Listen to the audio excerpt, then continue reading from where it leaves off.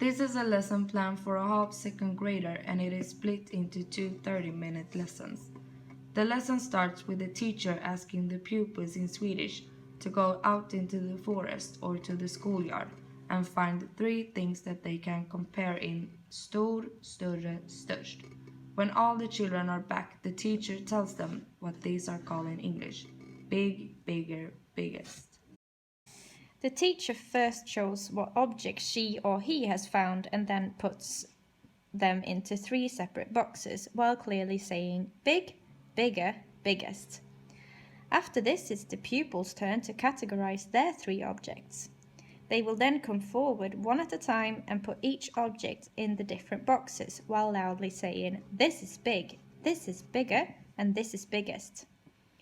The teacher then asks the class if the pupil could have done it in any other way, or if they think this is a good way to categorize the objects in big, bigger, biggest. The following exercise shows that the same objects can be compared as small, smaller, smallest, but also big, bigger, biggest. One might think of a tennis ball as small, but it can also be big, depending on what you compare it with. The second lesson begins with a repetition of the last session, where objects were compared in big, bigger, biggest. After this, the teacher empties all the big, bigger, and biggest boxes on the rug in the middle of the room. Then he or she asks the pupils to pick 3 objects that they then have to categorize into small, smaller, smallest.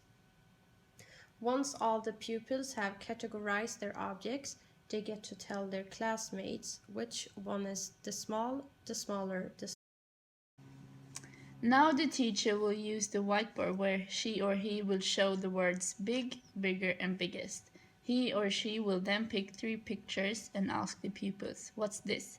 And the pupils get to shout big, bigger, or biggest, depending on which picture she's pointing at. Here the teacher can interchange and use small, smaller, and smallest as well. The reason why we chose this structure is because it is familiar to the pupils and they are active and have fun while learning. According to Kevin and Lundberg in Early Language Learning and Teaching, there are a few aspects a teacher needs to consider in order to develop students' speech. One of them is being aware of that pupils might have a language anxiety, and by using choral repetition in one of our activities can make them feel more comfortable. During our drama session with Sylvia, she taught us about the importance of movements in the classroom, and this became our main reason to why our activities contain a lot of movement. We want the pupils to learn how to compare adjectives and gain vocabulary. The pupils are consciously evaluated, but it's mainly during the last activity that the teacher can see what each pupil has learned. Our aims during these sessions is the pupils being able to compare adjectives and gain knowledge about how adjective words can change depending on its size in relation to other objects. For example, a cat is big, but a dog is bigger. The pupils are continuously evaluated by teacher while performing different activities, but it is mainly during the last activity that the teacher can see what each pupil has learned. The material what will be used are objects from the schoolyard and the classroom.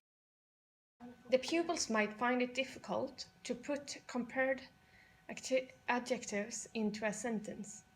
This is only an introduction to the understanding of comparative adjectives, and we expect that the students will need plenty more practice after these lessons. It's also important to make sure all students participate in the activities. It has been difficult to limit the comparative adjectives so that it's not too many that it confuses the pupils. The pupils might also think that all adjectives are regular, which they're not.